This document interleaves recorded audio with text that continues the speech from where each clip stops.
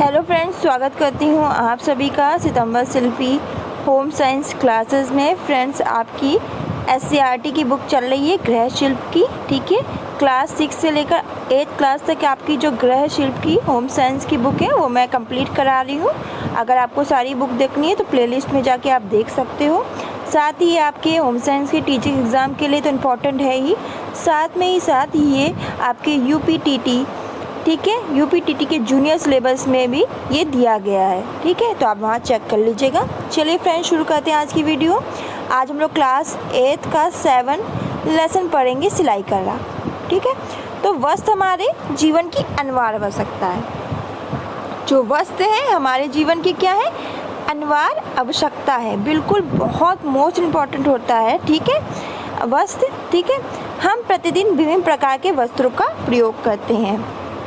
हम प्रतिदिन क्या करते हैं, विभिन्न प्रकार के वस्त्रों का प्रयोग करते हैं। वस्त्रों की सिलाई करके ही हम उन्हें पहन सकते हैं, और वस्त्रों की सिलाई करके ही हम क्या कर सकते हैं, उन्हें पहन सकते हैं। वस्त्रों की सिलाई करना भी एक कला है। आधुनिक युग में नित्य नए परिधान बाजार में उपलब्ध हो रहे हैं, और आधुनिक युग में क्या हो रहा है, रोज़ नए परिधान क्या हो रहे हैं, बाजार में मिल रहे हैं। ठीक है, प्रत्येक गृहिणी चाहती है कि उसके परिवार के सदस्य नए नए फैशन के कपड़े पहने, और प्रत्येक जो गृहिणी है वो क्या चाहती है कि उसकी फैमिली के जितने भी लोग हैं वो नए नए फैशन के कपड़े पहने। इसके लिए उसे दर्जी के पास जाना पड़ता है, और उस फैशन के कपड़े के लिए क्या करना पड़ता है, उसे दर्जी के पास, टेलर के पास जाना पड़ता है। लेकिन कभी कभी दर्जी के यहाँ से समय पर सिले वस्त्र नहीं मिल पाते, और कभी कभी हो जाता है कि ऐसा कोई परिस्थिति आ जाती है कि दर्जी के पास से जो वस्त्र है वो सही समय पे नहीं मिल पाते, और सिलाई भी क्या होती है, बहुत महंगी होती है। बिल्कुल, आजकल सिलाई बहुत महंगी होती जा रही है। सिलाई का ज्ञान होने पर गृहिणी घर पर ही अच्छे, देखिए, जो काम आप खुद से जितना अच्छा कर सकते हैं, ठीक है, बाहर से हो तो जाता है, पर खुद से काम करने पे जो संतुष्टि, जो खुशी मिलती है वो किसी में नहीं। ठीक है, बाहर से आप डोसा ला के खा सकते हो, आप खाओगे, वाह वाह करोगे। आप घर में डोसा बनाओ, चाहे जैसा बनाओ, पहली बार बनाओ, ठीक ठाक बनता है तो मन में जो खुशी आती है ना, वो कोई नहीं समझ सकता। वैसे ही, ठीक है, तो लड़के एवं लड़कियां दोनों सिलाई के ज्ञान से लाभान्वित होते हैं। घर पे सिलाई करने से निम्न लाभ होते हैं। पहला, नाप के अनुसार सिलाई होती है, मजबूत सिलाई होती है, आर्थिक लाभ होता है, बचे हुए कपड़े का क्या होता है, शुद्ध उपयोग होता है, धन उपार्जन होता है। ठीक है, और धन का उपार्जन होता है। फिर किसी भी नए डिज़ाइन के कपड़े सिलने के लिए सही नाप लेने की जानकारी होनी चाहिए। तो कोई भी नए डिज़ाइन का कपड़ा सिलने से पहले हमें क्या करना चाहिए, सही नाप की जानकारी होनी चाहिए, जिससे सिलाई सुचारू रूप से हो सके, और वस्त्र की फिटिंग बिल्कुल ठीक आए। जो वस्त्र की फिटिंग है वो बिल्कुल ठीक आए। नाप लेने के बाद उसी के आधार पे ड्राफ्ट बनाना चाहिए, और नाप लेने के बाद क्या करना चाहिए, उसी के आधार पे ड्राफ्ट बनाना चाहिए। ड्राफ्ट बनाते समय हमें निम्न बातों का ध्यान रखना है। पहला, आकृति में अंतर। प्रत्येक स्त्री पुरुष की शारीरिक आकृति में अंतर होता है। ठीक है, तो प्रत्येक स्त्री और पुरुष की शारीरिक आकृति में क्या होता है, अंतर। ड्राफ्ट बनाते समय आकृति को ध्यान में रख कर ही वस्त्र काटना चाहिए। ठीक है, कपड़े में सिकुड़न। ड्राफ्ट बनाते समय हमें यह देख लेना चाहिए कि वस्त्र सिकुड़ा तो नहीं है। ठीक है, यदि सिकुड़न का भय हो तो कपड़े को काटने से पूर्व 2 घंटे पूर्व पानी में भिगोकर सुखा लेना चाहिए, अन्यथा नाप से 1 या 2 इंच अधिक रखकर वस्त्र का ड्राफ्ट बनाना चाहिए। तो कपड़े में सिकुड़न, तो ड्राफ्ट बनाते समय हमें क्या देख लेना चाहिए कि वस्त्र सिकुड़ा तो नहीं है, सिकुड़ तो नहीं जाएगा। ठीक है, यदि सिकुड़ने का भय हुआ, अगर आपको लगता है कि ये जो कपड़ा है सिकुड़ जाएगा, तो कपड़ा काटने से पूर्व जो 2 घंटे पूर्व पानी भिगो के इस कपड़े को रख दीजिए। ठीक है, अन्यथा नाप से 1 या 2 इंच अधिक रख के वस्त्र का ड्राफ्ट बनाना चाहिए। व्यक्ति की रुचि का ध्यान रखना चाहिए।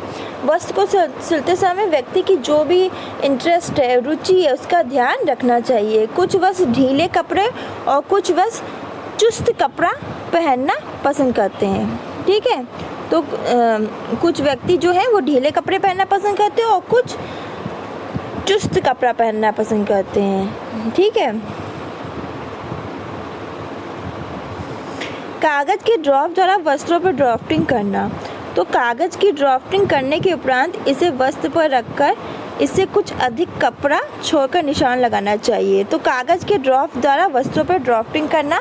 तो इसमें क्या करना है, कागज़ की ड्राफ्टिंग करने के बाद कागज़ में क्या करेंगे, ड्राफ्टिंग करने के उपरांत इसे वस्तु पे रखकर इससे कुछ अधिक कपड़ा छोड़ के निशान लगाना चाहिए, थोड़ा कपड़ा छोड़ के, ठीक है, जिससे कपड़े की को बाद में आवश्यकता अनुसार क्या किया जा सके, ढीला किया जा सके। ठीक है, पेटीकोट काटना व सिलना। देखिए पेटीकोट दो तरह से सिले जाते हैं, एक सादा पेटीकोट, एक कलीदार पेटीकोट। ठीक है, ये बता रहे कि 4 कली का पेटीकोट काटना। ठीक है, ये तो ये इतना इम्पोर्टेंट है, देख लीजिए।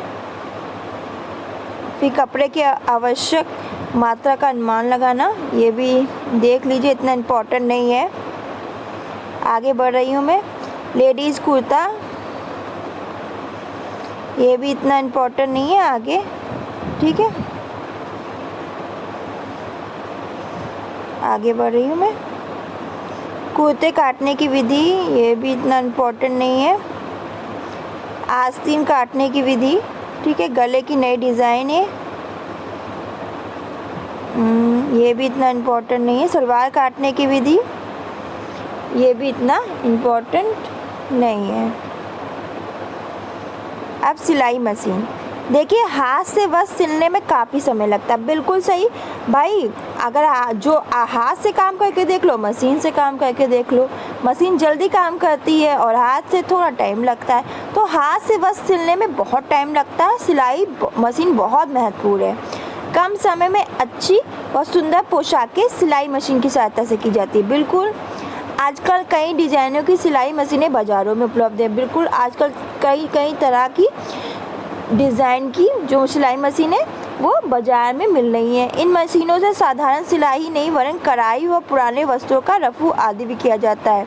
तो इन मशीनों से साधारण सिलाई नहीं बल्कि कढ़ाई भी की जाती है, पुराने वस्त्रों पर रफू का आदि का कार्य भी किया जाता है।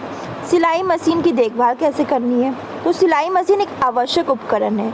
मशीन की देखभाल करना बहुत ज़रूरी है। देखिए कोई भी चीज़ हो, अगर उसकी आप देखभाल नहीं करते हो तो वो ख़राब हो जाती है। जैसे पेड़ है, उसमें अगर पानी नहीं डालोगे तो वो सूख जाएगा।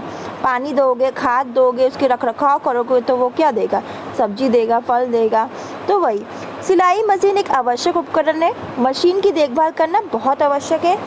देखभाल के साथ साथ उसका उपयोग भी ठीक ढंग से होना चाहिए। मशीन की देखभाल के लिए हमें निम्न बातों को ध्यान में रखना है। मशीन को धूल और मिट्टी से बचाएं। जब यह प्रयोग में ना हो तो उसे ढककर रखना चाहिए। दिन प्रतिदिन की सफाई के अतिरिक्त प्रतिवर्ष मशीन को एक बार खोलकर विभिन्न पुर्जों को मिट्टी के तेल से साफ करना चाहिए। इससे मशीन हल्की चलती है।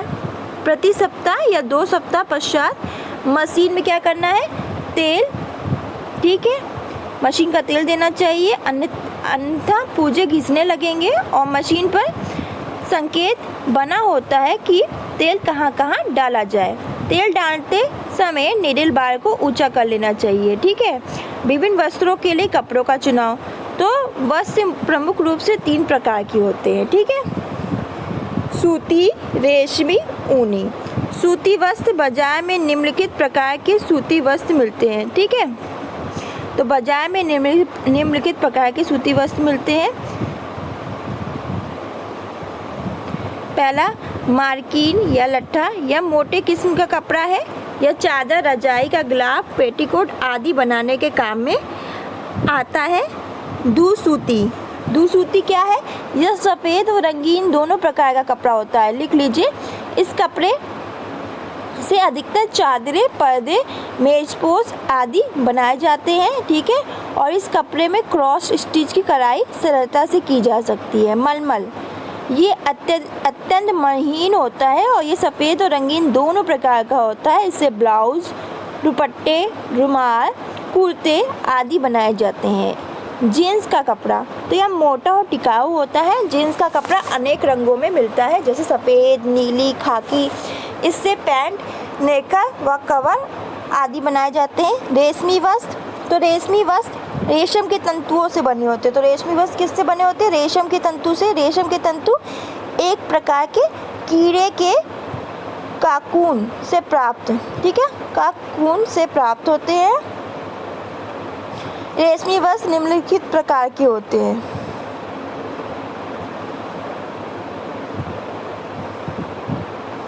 पैरा सिल्क, सिल्क बहुत मुलायम होता है और इसके धागे दोनों तरफ एक से होते हैं। सिल्क से कुर्ते, ब्लाउज, साड़ी आदि बनाए जाते हैं। साटन, साटन चिकनी और गफ होता है। यह सफ़ेद तथा सभी रंगों में मिलती है। इसके गरारे, कुर्ते, लहंगे, सलवार आदि बनाए जाते हैं। मखमल, यह साटन की तरह का कपड़ा होता है। केवल अंतर ये होता है कि इसमें रोए होते हैं। देखने में सुंदर और महंगे होते हैं। इससे कुर्ता, रजाई, तकिया, गिलाफ आदि बनाए जाते हैं। फिर ऊनी वस्त्र, ऊनी वस्त्रों का प्रयोग शीत ऋतु में किया जाता है। जो ऊनी वस्त्र है उनका प्रयोग कब किया जाता है? शीत ऋतु में किया जाता है। ऊन हमें भेड़ों से प्राप्त होती है और जो ऊन है हमें किससे प्राप्त होती है? भेड़ों से। वस्त्र की संरचना के अनुसार ऊनी वस्त्र निम्नलिखित प्रकार के होते हैं, ठीक है। याला ऊनी वस्त्र मोटे गर्म धागों का बना होता है और ये काफ़ी गर्म होता है, ठीक है। खुदरा और मुलायम दोनों प्रकार का होता है। इससे कोट, ओवरकोट आदि बनाए जाते हैं। सहज, यह देखने में बहुत सुंदर कोमल होता है। यह बहुत कीमती होता है और इसके पैंट, कोट और सूट आदि बनाए जाते हैं, ठीक है। तो फ्रेंड्स, ये होते हैं आपके ये दो प्रकार के वस्त्र की संरचना के आधार पर ऊनी वस्त्र दो प्रकार के होते हैं, ठीक है। तो इसी के साथ ये लेसन फिनिश हो रहा है। ये इसकी एक्सरसाइज है। अब हम लोग नेक्स्ट वीडियो में लेसन 8 पढ़ेंगे, कलाई कला, ठीक है। तो कलाई कला के बारे में हम लोग पढ़ेंगे, ठीक है। इसको फिनिश करेंगे। आज के लिए बस इतना ही। वीडियो अच्छी लगे तो इसे लाइक करें, चैनल को सब्सक्राइब करना बिल्कुल ना भूलें। आज के लिए बस इतना ही। तब तक मुस्कुराते रहे, खुश रहे।